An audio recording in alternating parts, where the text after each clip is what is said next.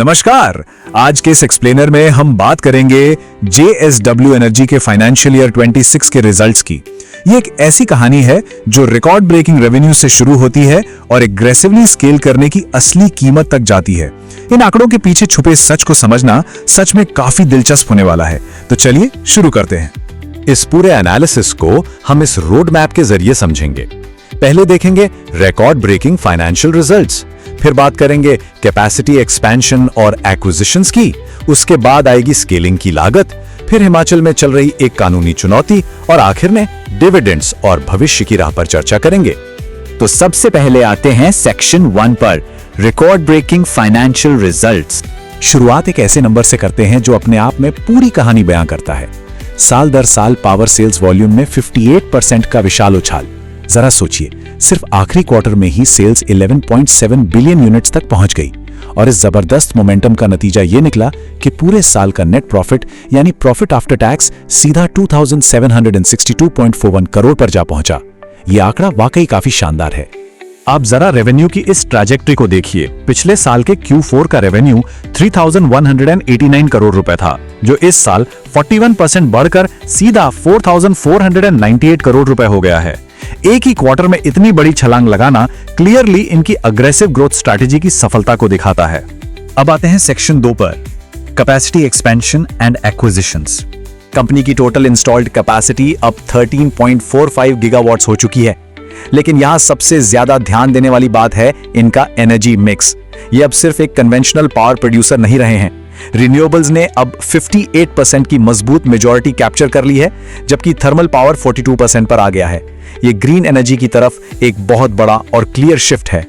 इस ग्रोथ को ड्राइव करने वाले दो मेन इंजन्स थे, जिन्हें हम इन रीसेंट एक्विजिशंस से समझ सकते हैं। एक तरफ थर्मल सेगमेंट में KSK महानदी ने अकेले आखिरी क्वार्टर में 943 करोड़ रुपए का मैसिव EBITDA जोड़ा। वहीं दूसरी तरफ रिन्यूएबल्स में O2 पावर पोर्टफोलियो ने भी 263 करोड़ रुपए का जबरदस्त योगदान दिया। एक परफेक्ट ड्यूअल इंजन अप्रोच।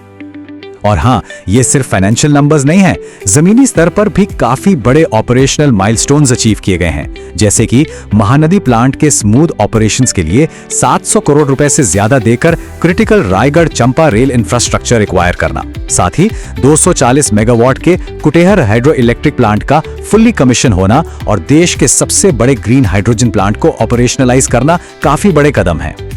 लेकिन हर सिक्के के दो पहलू होते हैं। तो अब चलते हैं सेक्शन 3 पर, द कॉस्ट ऑफ स्केलिंग। सच बात तो यह है कि इतनी तेजी से स्केल करना कभी सस्ता नहीं पड़ता और बैलेंस शीट की हकीकत कुछ ऐसी ही कहानी सुनाती है। Q4 के फाइनेंस कॉस्ट्स में एक स्टैगरिंग 138% का स्पाइक आया है और इन सभी अग्रेसिव एक्सपेंशंस का रिजल्ट, कंपनी का नेट डेट अब बढ़कर 65,834 करोड़ रुपए हो गया है। ये वाकई एक बहुत भारी डेट लोड है जिसे केयरफुली मैनेज करना होगा। और चुनौतियां सिर्फ डेट तक सीमित नहीं है, ऑपरेशनल एक्सपेंसेस भी काफी तेजी से बढ़ रहे हैं। चौथे क्वार्टर में ही फ्यूल कॉस्ट्स साल दर साल 15% बढ़कर 1,340 करोड़ रुपए तक पहुंच गए। तो एक तरफ रिकॉर्ड रेवेन्यू जरूर आए, पर इन बढ़ते खर्चों ने क्वार्टरली प्रॉफिट मार्जिन्स पर काफी ज्यादा दबाव बनाए रखा। आगे बढ़ते हैं सेक्शन 4 पर, द लीगल चैलेंज। यहां बैलेंस शीट के बाहर एक बिल्कुल नया मुद्दा खड़ा हो गया है। हुआ यह है कि हिमाचल प्रदेश में एक नया एवरेज मार्केट वैल्यू लेवी लाया गया है। यह एक टैक्स है जो Himachal Pradesh land revenue amendment act 2025 के तहत लगाया गया है।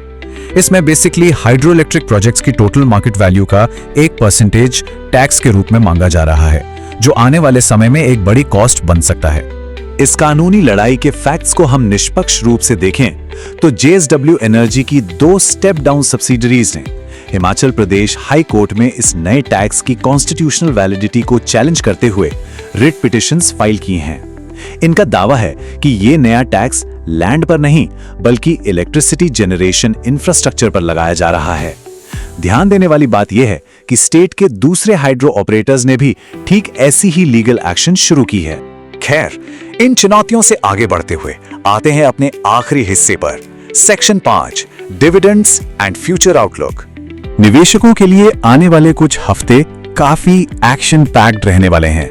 रिकॉर्ड डेट जून 5, 2026 सेट की गई है। इसके बाद जून 6 से 12 तक बुक क्लोजर चलेगा और फिर अंत में 32nd एनुअल जनरल मीटिंग 9 जुलाई 2026 को आयोजित की जाएगी। और शेयर होल्डर्स के लिए इन सब का कोर रिवॉर्ड है ये ₹2 पर इक्विटी शेयर का डिविडेंड, जो बेस फेस वैल्यू का 20% बनता है। इतने एग्रेसिव स्केल अप और हैवी डेट के दौरान भी ये पे आउट संभव हो पाया है क्योंकि कंपनी के पास 10,013 करोड़ का एक बेहद स्ट्रॉन्ग और हेल्दी कैश बैलेंस मौजूद है। मैनेजमेंट के लॉन्ग टर्म विजन को सीईओ शरद महेंद्र के इस स्टेटमेंट से बिल्कुल सही तरीके से समझा जा सकता है। उन्होंने बताया कि FY26 एक बहुत ही पिवटल साल रहा, जहां उन्होंने अपनी स्ट्रैटेजी 3.0 के बोल्ड एम्बिशंस को सच में जमीनी हकीकत में बदला। याद रहें, इस अग्रेसिव स्ट्रैटेजी का अल्टीमेट मकसद 2030 तक कुल जनरेशन कैपेसिटी को 30 गीगावाट्स के एक विशाल आंकड़े तक ले जाना है। तो इस एक्सप्लेनर को हम एक अहम सवाल के साथ खत्म करते हैं। एक तरफ है 2030 तक 30 गीगावाट का सुपर एग्रेसिव टारगेट और दूसरी तरफ है तेजी से बढ़ता हुआ कर्ज और सडन कानूनी चुनौतियां। क्या कंपनी रिकॉर्ड ब्रेकिंग एम्बिशंस और स्केलिंग की असली लागत के बीच एक सही संतुलन बना पाएगी? इस सवाल का जवाब आने वाले वक्त में काफी कुछ तय करेगा। हमारे साथ जुड़ने के लिए बहुत बहुत धन्यवाद।